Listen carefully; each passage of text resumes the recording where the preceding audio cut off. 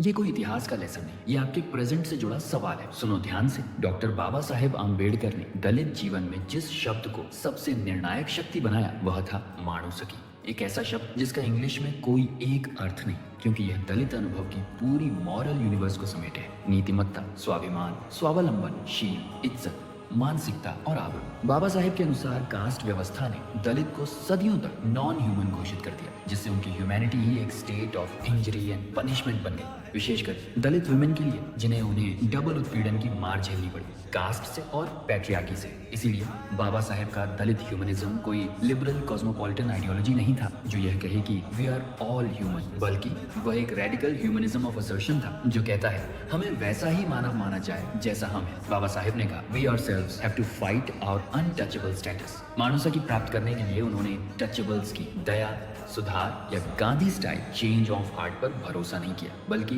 दलितों को सेल्फ रिलियंट बनाकर कास्ट को स्ट्रक्चरली डिस्ट्रॉय करने का मार्ग चुना। Educate, agitate, organise. इसी विचार से उन्होंने दलित महिलाओं को केंद्र में रखते हुए जेंडर प्लस कास्ट की संयुक्त जंजीरों को तोड़ने पर जोर दिया और उन्हें education, employment, body politics, dignity and political participation के माध्यम से नया व्यक्तित्व दिया, एक नई दलित वुमनहुड। 1927 के महान सत्याग्रह उन्होंने कहा You should abandon all markers that identify you as untouchables। और 1956 में नावायाना बुद्धिज्म अपनाते हुए उन्होंने दलित विमेन और मेन को 22 प्रतिज्ञाएं दी ताकि वे अपने शरीर, आत्मा और समाज को पुनर्निर्मित कर सकें। इस प्रकार मानवता केवल एक भावना नहीं बल्कि एक सिविलाइजेशनल रिबेलियन थी, क्योंकि दलित विमेन और मेन के लिए निजी और सार्वजनिक जीवन में कोई विभाजन नहीं था। Their personal was political. आज उसी बाबा साहेब का प्रश्न फिर हमारे सामने खड़ा है। डू वी वांट सुख और डू वी वांट मानुसकी? Follow for more such content.